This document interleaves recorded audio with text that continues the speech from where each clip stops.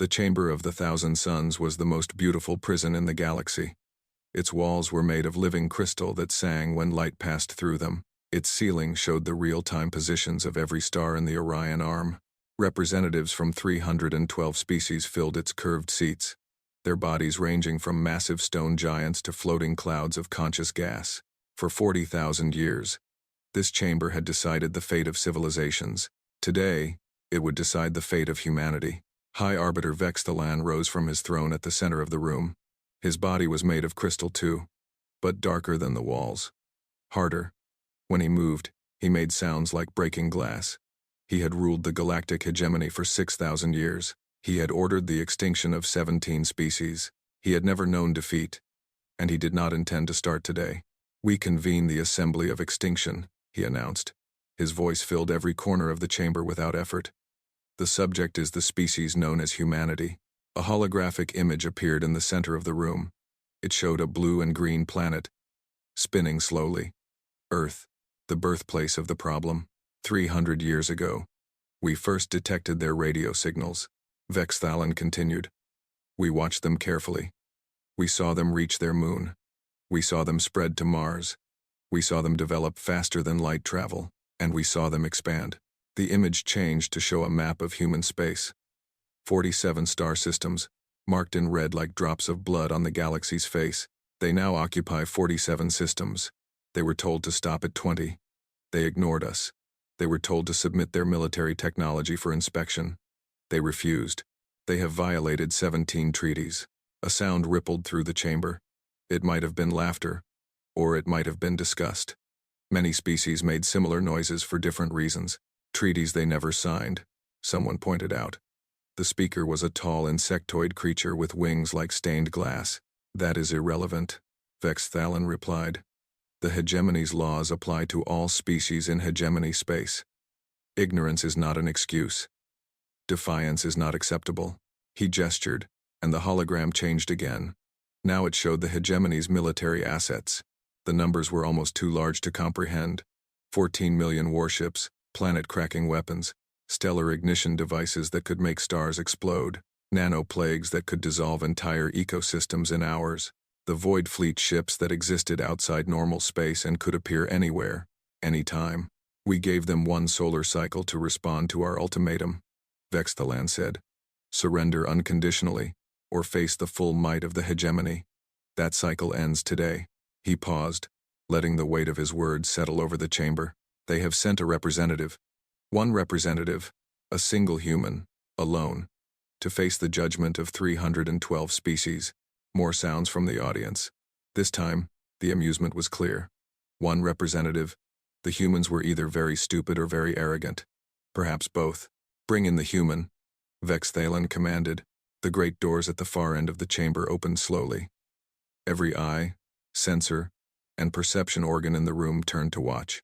The human who walked in was not what they expected. She was small, smaller than most species in the room. Her hair was gray streaked with white, pulled back from a face lined with age. She wore simple clothes in dark colors. She carried only a leather bag over one shoulder. She walked with the careful pace of someone whose body had begun to fail them, but whose mind remained sharp. Her name was Yuki Tanaka. She was 67 years old. Before becoming humanity's ambassador to the galactic hegemony, she had been a history professor. She had spent 40 years teaching young humans about the mistakes of their ancestors. Now she would teach those lessons to the galaxy. She walked to the speaking platform at the center of the room. The platform rose slightly, lifting her so that all species could see her clearly. She looked around at the assembled aliens, taking her time, studying their faces and forms. If she was afraid, she did not show it. You are Ambassador Yuki Tanaka? Vexthalan asked. I am, she replied. Her voice was calm and steady. You represent the United Terran Confederacy? I do. You understand why you are here? Tanaka nodded slowly. You have declared war on my species. You have given us a choice between surrender and extinction. You have gathered the representatives of 312 civilizations to witness our response. That is correct. Vexthalan's crystal face could not smile, but something in his voice suggested satisfaction. And what is humanity's response? Tanaka did not answer immediately. Instead, she reached into her leather bag. The movement was slow and deliberate. Weapons were forbidden in the chamber. Security systems scanned everything that entered, but several species tensed anyway. Humans were known for their tricks, their deceptions, their ability to create weapons from seemingly harmless objects. What Tanaka pulled from her bag was not a weapon. It was paper. Actual paper. Thin and slightly yellowed with age, it was folded into a rectangle. And when she unfolded it carefully, the assembled aliens could see that it was covered in printed text and images. It was a newspaper. An ancient human information medium, from a time before digital displays and neural links. Tanaka walked to the main speaking podium and placed the newspaper on its surface. She smoothed out the creases with her old, wrinkled hands. She treated it like something precious, something sacred.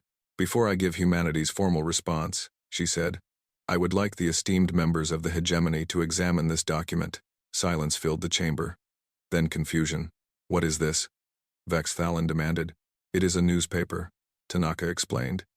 "A method we used to share information before we developed better technology. This particular newspaper was printed on August 7th, 1945. By your calendar, that was approximately 380 years ago." She stepped back from the podium, her hands folded in front of her. "Please, take your time. Read it carefully. I will wait." Vex Thalon stared at her for a long moment. Then he gestured to his attendants. Scanners swept over the newspaper, analyzing every molecule. The text was translated into 312 languages simultaneously. Images were enhanced and distributed to every seat in the chamber. The headline was simple. 6 words that meant nothing to the assembled aliens. Atomic bomb dropped on Hiroshima. Below the headline was a photograph. It showed a cloud shaped like a mushroom, rising from the ruins of a city.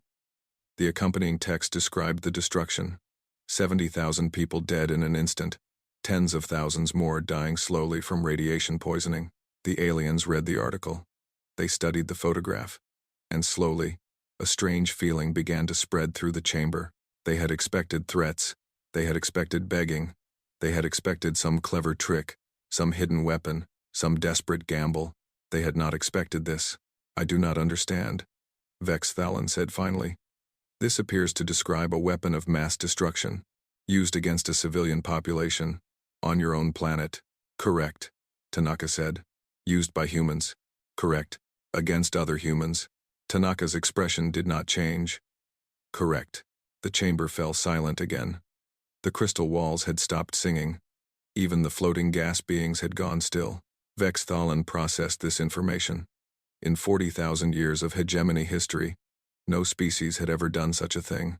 Wars were fought between species, not within them. And wars were fought over resources, territory, survival. They were logical. They made sense. This made no sense at all. "Why would you show us this?" the High Arbiter asked. Ambassador Tanaka looked up at him. Her old eyes were steady. Her voice was quiet but clear. "Because, High Arbiter, you have spent 300 years watching my species, but you only watched us after we reached the stars. You never looked at what we did to reach them." She paused, letting her words sink in. "If you want to understand humanity's response to your ultimatum, you must first understand what humanity truly is." She reached into her bag again. "And for that, you will need to see more." Ambassador Tanaka reached into her bag and pulled out more items. Photographs, data chips, old documents preserved in protective cases. She spread them across the podium like a merchant displaying goods at a market. The chamber watched in confused silence. High Arbiter Vex Thalon leaned forward on his throne. His crystal body caught the light from 1,000 simulated stars. "What is the meaning of this display, Ambassador?" "Context," Tanaka replied simply. "You cannot understand our answer without context." She picked up the first photograph. It showed a landscape that looked like the surface of a dead world. Broken trees stood like skeleton fingers pointing at a gray sky. The ground was churned mud, filled with water and debris. Bodies lay everywhere, half-buried, forgotten. "This is Verdun," Tanaka said. "A battle fought on Earth approximately 410 years ago. It lasted 10 months. 300,000 soldiers died. 700,000 more were wounded. The two sides fought over a few kilometers of mud." She let that information settle before continuing. "The weapons used were primitive by your standards. Explosive projectiles, poison gas, sharpened metal. The soldiers lived in holes in the ground, surrounded by the bodies of their dead friends. They ate rats when food ran out. They went mad from the constant noise of explosions. And still, they fought. Vex Thalen's attendants were busy scanning everything Tanaka presented. They translated words, analyzed images, cross-referenced data. What they found disturbed them. The photograph was real. The battle had happened. The numbers were accurate. Tanaka picked up another photograph. This one showed a frozen city in ruins. Buildings had collapsed. The streets were filled with rubble and snow and bodies. Stalingrad, she said. A battle fought approximately 380 years ago. It lasted 5 months. Nearly 2 million soldiers and civilians died. The temperature dropped to -40 degrees. People froze to death in their homes. They starved. They ate leather, wallpaper, and eventually each other. And still they fought. The insectoid representative with stained glass wings made a sound of disbelief. They consumed their own dead? For what purpose could such horror serve? Pride, Tanaka answered. Ideology. Hatred. The belief that surrender was worse than death. She held up a data chip. This contains visual records of what humans call the Holocaust, a systematic program of extermination carried out approximately 380 years ago. 11 million people were killed. Not soldiers, civilians, men, women, children. They were killed because of their religion, their ethnicity, their beliefs, or simply because they were considered inconvenient. She inserted the chip into the chamber's display system. Images appeared throughout the room. Skeletal bodies stacked like firewood, mass graves, gas chambers, the cold, efficient machinery of death. Many species in the chamber had no equivalent concept for what they were seeing. They understood war. They understood killing for resources or territory. But this was something else entirely. This was killing for the sake of killing. Killing as policy. Killing as purpose. You show us your species' crimes, Vex Thalen said slowly. You display your own atrocities. Why? Do you seek to prove that you deserve extinction? Tanaka shook her head. No. High Arbiter. I seek to prove that extinction is not as simple as you imagine. She picked up another document. This one was a list of numbers, stretching across multiple pages. This is a partial count of human deaths from what we call World War II, a conflict that lasted 6 years and involved most of our planet. The total dead, numbered between 70 and 85 million. She paused to let that number sink in. 85 million dead, she repeated. In 6 years. Using technology that your species would consider laughably primitive. We could not travel faster than sound. We could not leave our own atmosphere. We had just discovered atomic energy, and yet we killed 85 million of our own kind. A species that resembled a walking tree spoke up. Its voice was like wind through branches. Such waste of life is illogical. What could possibly be gained from such destruction? Nothing logical, Tanaka admitted. We fought over ideas, beliefs, old grudges, the color of skin, the name of a god, the location of a border drawn on a map by someone's grandfather. We fought because we were told to fight, and we were too proud to stop. She began walking slowly around the podium, her old legs carrying her in a careful circle. The hegemony has conquered the galaxy through superior technology. Your weapons are more powerful. Your ships are faster. Your armies are larger. You have never lost because no species has ever been able to match your capabilities. She stopped and looked up at Vex Thalen. But you have never faced a species like us. The High Arbiter's crystal form flickered with internal light. It was a sign of irritation. You speak as though your primitive violence makes you special. Many species are violent.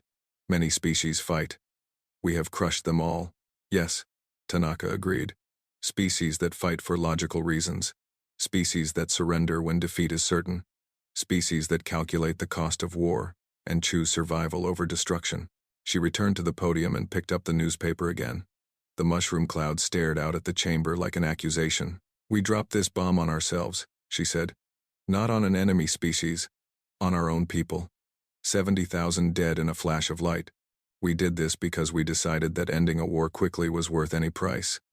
Even the price of becoming monsters. She set the newspaper down gently. 3 days later, we did it again. Another city. Another 70,000 dead. And then, we built more bombs. Bigger bombs. Bombs that could destroy entire nations. We built enough to kill every living thing on our planet several times over. The chamber had grown very quiet. Even the species that breathed through liquid or communicated through magnetic fields had stopped their subtle movements. For decades, we lived with these weapons pointed at each other. Tanaka continued. Two groups of humans, each capable of destroying the world, each promising to use their weapons if the other attacked first. We called this situation mutually assured destruction. We considered it a form of peace. The floating gas beings pulsed with colors that their translators interpreted as profound confusion. You maintained peace through the promise of total annihilation? Yes, Tanaka said. And it worked. For generations, the great powers did not fight directly, because they knew that any fight would end with everything destroyed. She paused, letting the implications spread through the room. You are wondering what this has to do with your ultimatum, she said. Let me be clear. You have shown us your 14 million warships, your planet-cracking weapons, your stellar ignition devices. You believe these things frighten us? She looked around the chamber, meeting the eyes and sensors and perception organs of 312 species. They do not. Vex Thalon made a sound like grinding stone. You claim immunity to fear? That is either bravery or foolishness. Neither. Tanaka replied. It is experience. We have lived under the shadow of annihilation for centuries. We have built weapons capable of destroying ourselves and aimed them at our own hearts. We have stared into the void of extinction and decided that it was an acceptable price for victory. She picked up the newspaper one final time. You have spent 300 years watching us expand peacefully into the galaxy. You have seen us build colonies and trade routes and diplomatic relationships. You thought you understood us. She folded the newspaper carefully and placed it back in her bag. But peace is not our natural state. Peace is what we choose when war is not necessary. And now you have made war necessary. She looked up at the High Arbiter, and for the first time, something dangerous flickered in her old eyes. So before I give humanity's formal response to your ultimatum, I want to make sure you understand exactly what you are threatening. We are not a species that fears death. We are a species that has spent our entire history practicing for it. She reached into her bag again. Now, let me show you what we have prepared. Ambassador Tanaka pulled a small device from her bag. It was unremarkable. A simple data projector, no larger than her palm. She placed it on the podium, and suddenly the chamber was filled with images. They surrounded every delegate. They hung in the air like ghosts. They showed scenes that the assembled aliens could not look away from, no matter how much they wanted to. This is human history, Tanaka said. Not the history we show to outsiders. Not the polished version we use in diplomatic meetings. This is the truth of what we are. The images showed warfare across thousands of years. Stone axes splitting skulls, bronze swords cutting through flesh, iron spears pinning men to the ground, arrows darkening the sky like swarms of insects, cavalry charges crushing infantry beneath hooves.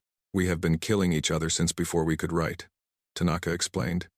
We have never known a generation without war. Never. In all of human history, there has not been a single day when humans somewhere were not fighting other humans. The images shifted to show more modern conflicts. Trenches stretching across continents, tanks rolling through burning cities, aircraft dropping fire from the sky, ships sinking beneath oil-slicked waves. We developed every weapon we could imagine. When one side created a new way to kill, the other side created a counter. Then, a counter to the counter. Then something new entirely. This cycle never stopped. It only accelerated. A delegate from a species of aquatic beings raised a tentacle. Why did your governments not prevent this? Surely some authority could have enforced peace. Tanaka laughed. It was a soft sound, but it echoed through the silent chamber. Our governments were often the ones starting the wars, she said. And when they tried to prevent war, the people often rose up and created new wars anyway. We fought against our own leaders as readily as we fought against outside enemies. She gestured, and the images changed again. Now they showed civilian uprisings, revolutions, mobs storming palaces, guillotines dropping, firing squads executing, cities burning as their own citizens tore them apart. We call these revolutions, Tanaka said. When a population decides that its own government must be destroyed, it destroys it.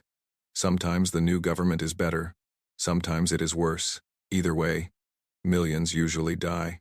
High Arbiter Vex Thalon interrupted. This is madness. No rational species would behave this way. Correct. Tanaka agreed. We are not always rational. That is precisely my point. She walked away from the podium, moving closer to the center of the chamber where the holographic displays were brightest. The hegemony operates on logic. Your wars are calculated. Your species fight when the benefits outweigh the costs. When defeat is certain, you surrender. When victory is impossible, you negotiate. This makes sense. This is how civilized beings should behave. She stopped and turned to face the High Arbiter directly. Humans do not always behave this way. The images around her shifted to show specific battles. A frozen mountain pass where 300 soldiers held off an army of thousands. A fortress where defenders fought to the last man rather than surrender. A city where civilians threw themselves from walls rather than be captured. We have a concept called the last stand, Tanaka explained. It describes a situation where defeat is certain, where surrender is possible, where survival could be negotiated, and yet the humans in that situation choose to fight anyway. They choose to die. Not because they can win. They know they cannot win. They choose to die because surrender feels worse than death. The insectoid delegate clicked its mandibles in confusion. Feelings? You sacrifice survival for feelings? Yes, Tanaka said simply. We call it honor, pride, defiance. The names do not matter. What matters is that we would rather die fighting than live as slaves. Even when fighting is pointless, even when slavery would not be particularly harsh, the feeling of submission is unbearable to us. She brought up new images. Guerrilla fighters hiding in jungles, mountains, and swamps. Small groups of poorly equipped soldiers attacking massive armies. Occupied cities where every civilian was a potential assassin. When we cannot win a war directly, we fight indirectly. We hide. We ambush. We assassinate. We sabotage. We make occupation so costly that the occupier eventually gives up. This process can take years, decades, generations. We do not care. We will fight until we win, or until every one of us is dead. The tree-like delegate spoke again. Surely, you must eventually accept reality. No species can fight forever against superior force. Tanaka smiled. It was not a pleasant smile. Let me tell you about Vietnam, she said. A small nation on Earth. They were invaded by a larger nation with vastly superior technology. Aircraft, tanks, chemical weapons, endless supplies of soldiers. By every logical measure, the smaller nation should have surrendered. The images showed jungles full of hidden tunnels. Villages that looked peaceful but contained weapons in every home. Farmers who became soldiers at night and returned to their fields by day. They did not surrender. For 20 years they fought. They lost millions of people. Their cities were bombed flat. Their forests were poisoned. Their children were killed by weapons they could not see coming. And still, they fought. Eventually, the larger nation gave up. The smaller nation won. Not because they were stronger, because they were willing to pay any price. The chamber was completely silent now. The crystalline walls had dimmed, as if even they were disturbed by what they were hearing. This is human nature, Tanaka continued. We are not the strongest species. We are not the smartest. We do not have the best technology. But we have one advantage that no other species shares. She paused, letting the silence stretch. We do not know when to quit. High Arbiter Vex Thalon shifted on his throne. For the first time in thousands of years, he felt something that might have been uncertainty. You are trying to frighten us, he said. You speak of your violence as though it were a strength. But violence without capability is merely noise. You are correct, Tanaka said. Which is why I have not yet told you about our capabilities. She returned to the podium and picked up another data chip. For 300 years you watched us. You saw us expand peacefully. You saw us build colonies and establish trade. You thought you understood our development. She inserted the chip into the display system. You did not. You saw only what we wanted you to see. New images appeared. Not historical photographs this time. Technical specifications, engineering diagrams, weapons systems that the hegemony had never detected. We knew about the hegemony 200 years ago, Tanaka said. We intercepted your communications. We studied your technology. We learned everything we could about your strengths and weaknesses, and then we began to prepare. Vex Thalon leaned forward. Prepare how? Tanaka's old eyes were steady. For exactly this situation. For the day when you would demand our surrender. For the war that would follow our refusal. She gestured at the technical specifications surrounding them. Every human colony has a dead man switch connected to its star's core. If the colony is destroyed, the star ignites. We developed this technology independently, not as a weapon of conquest, as a weapon of spite. The chamber erupted in confused noise. Multiple species demanded clarification. Others called for immediate military action. Some simply stared in disbelief. High Arbiter Vex Thalan raised one crystalline hand, and silence fell. You are claiming, he said slowly, that your species has weaponized your own stars. Not claiming, Tanaka replied. Stating fact. You may verify this if you wish. We have not hidden these systems, we simply did not advertise them. She smiled again, and this time there was no warmth in it at all. You asked for humanity's response to your ultimatum. Here it is. We refuse to surrender. We refuse to negotiate. And if you attack us, we will take as much of your galaxy with us as we possibly can. She picked up her bag and slung it over her shoulder. Now, shall we discuss what happens next? The Chamber of the Thousand Suns had witnessed countless historic moments in its 40,000 years. Treaties signed, wars declared, species welcomed into the hegemony, or condemned to extinction. But it had never witnessed anything like this. A single old woman had silenced 312 species. High Arbiter Vex Thalan stood from his throne for the first time since the session began. His crystal body towered over the chamber, catching the light of the projected stars. When he moved, it was with the terrible grace of something ancient and powerful. You make threats, he said. His voice was calm, but underneath it was something that might have been anger, or might have been fear. But threats are meaningless without the ability to carry them out. We have destroyed species before. 17 times in my reign alone.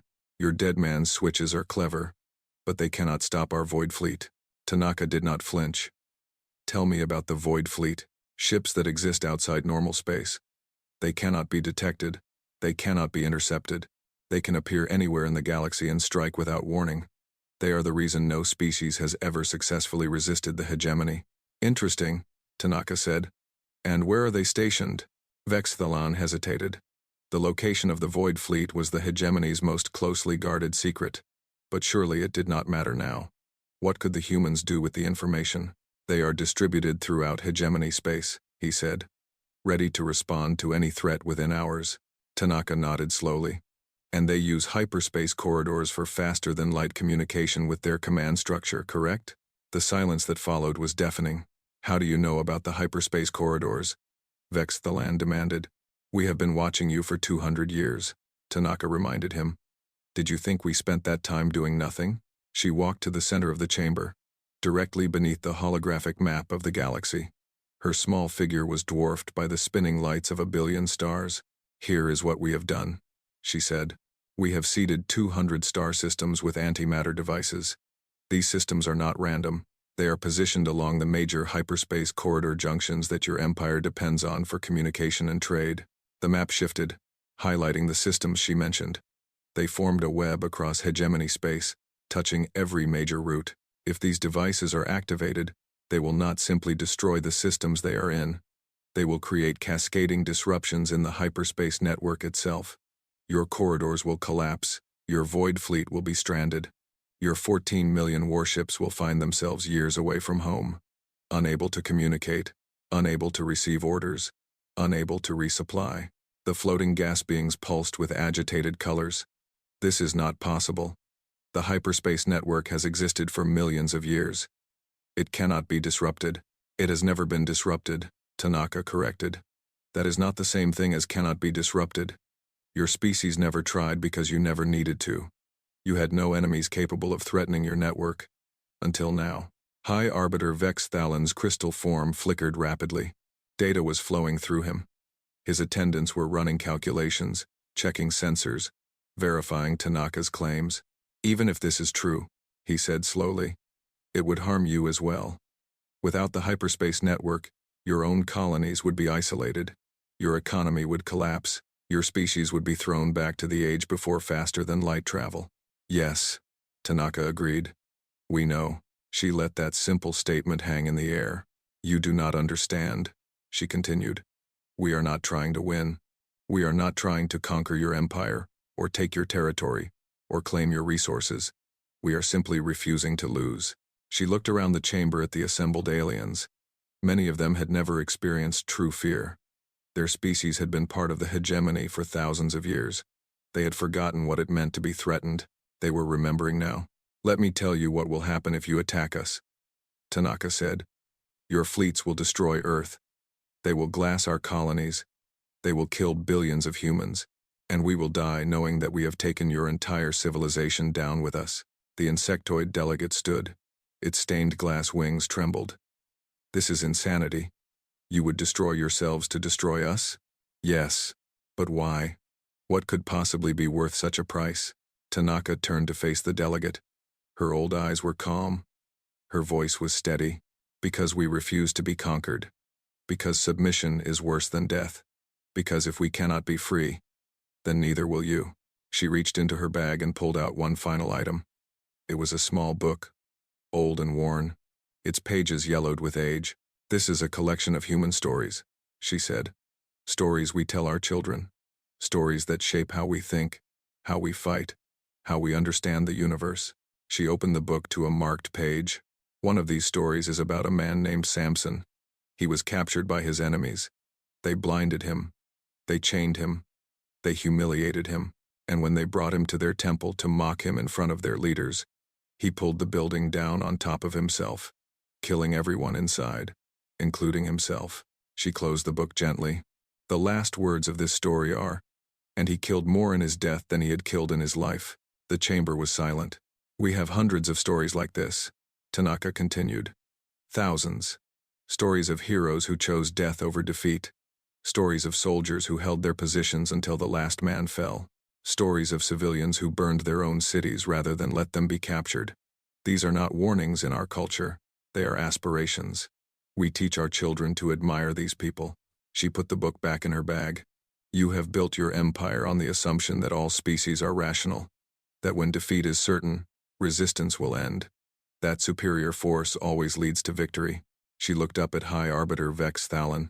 We are proof that your assumption is wrong. We are a species that considers death preferable to slavery. A species that has built weapons capable of mutual annihilation and aimed them at our own hearts. A species that views the destruction of everything as an acceptable alternative to surrender. Vex Thalon stood motionless. His crystal form had stopped flickering. Whatever calculations his attendants were running, they were not producing answers he wanted to hear. We could simply wait, he said finally. Contain you. Isolate you.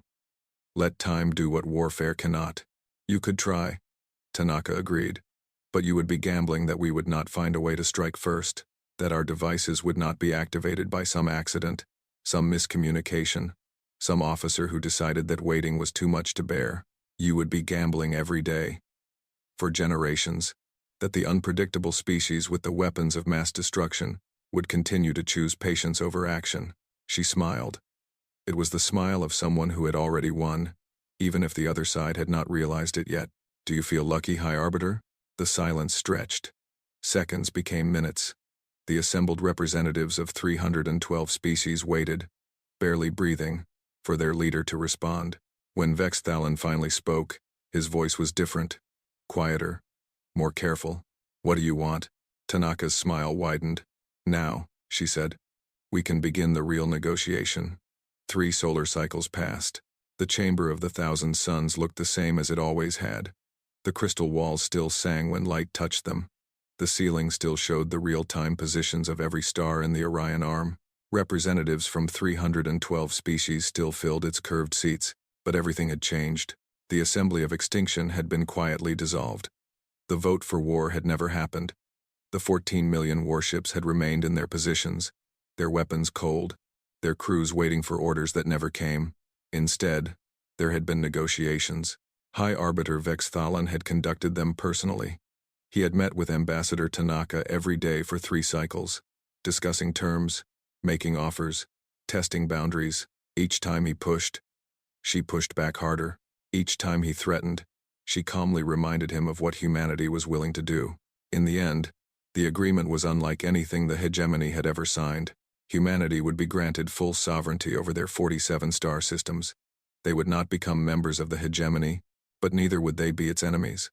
A new category had to be created, independent species of equal standing. Humanity would be given representation in the Chamber of the Thousand Suns, not as subjects, but as partners. Their vote would count the same as any hegemony member. Most importantly, humanity would be left alone. No inspections, no limitations on expansion, no treaties they did not choose to sign. The announcement of these terms had caused chaos. Some species had protested. Some had threatened to leave the hegemony entirely. A few had suggested that they should attack humanity anyway, regardless of the cost. High Arbiter Vexithalan had silenced them all with a single statement. If you wish to be the one who gambles our civilization against theirs, you are welcome to take my place. No one had accepted the offer. Now, 3 cycles later, Ambassador Tanaka stood in the chamber one final time. She was preparing to return to Earth. Her work here was done. But before she left, Vexithalan requested one final meeting. They stood together on a balcony overlooking the chamber. Below them, delegates from hundreds of species conducted their business, unaware of the 2 figures watching from above. I have a question, Vexithalan said. His voice was quieter than usual, almost thoughtful. In all our negotiations, there is one thing I never asked. Tanaka waited. Were you bluffing? She turned to look at him. Her old face was calm, as it always was. Which part? Any of it. The dead man's switches, the antimatter devices, your willingness to destroy yourselves rather than surrender. He paused. Were you telling the truth, or simply saying what you needed to say to survive? Tanaka was silent for a long moment. She looked out at the chamber below, at the representatives of species that had ruled the galaxy for 40,000 years. Does it matter? She asked finally. It matters to me. She nodded slowly. Then let me ask you something first. In all the species you have encountered, in all the thousands of years of your rule, have you ever met a species that deliberately turned weapons of mass destruction on themselves, that maintained peace through the promise of mutual annihilation, that told stories glorifying those who chose death over defeat? Vexithalan considered the question. No, we have not. And in all your analysis of humanity, did anything we told you contradict the historical record? Were the photographs false?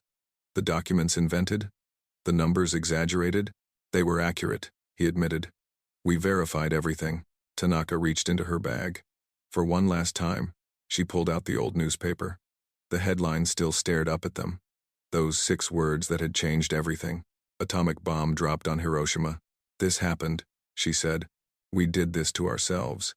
We lived for decades, with enough weapons to destroy our own world, pointed at our own cities, waiting to be launched at a moment's notice. We called it peace. We considered it normal. She folded the newspaper carefully and placed it back in her bag. You asked if I was bluffing. Here is my answer. Everything I told you was true. Every photograph, every document, every historical record. I showed you exactly who we are, and then I let you decide if the price of war was worth paying. She looked up at him, meeting his ancient, crystalline gaze. You decided it was not. Vexithalan was silent for a long moment. When he spoke again, there was something new in his voice.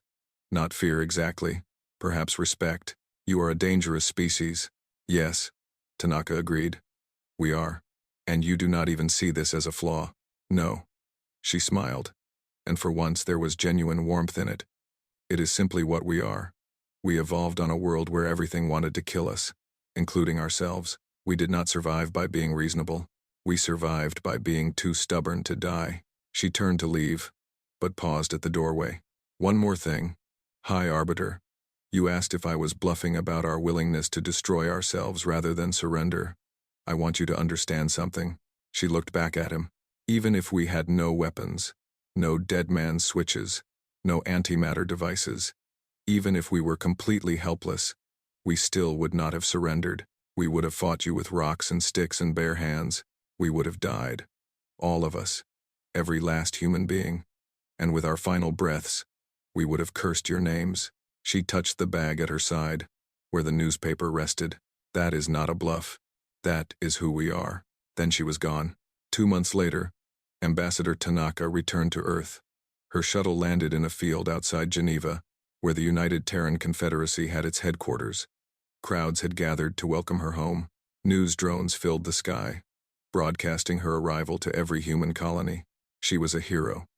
She had saved humanity from a war they could not win. She had done it with nothing but words and history and the truth, but as she stepped off the shuttle, she did not feel like a hero. She felt tired, old, ready to rest. A young aide approached her.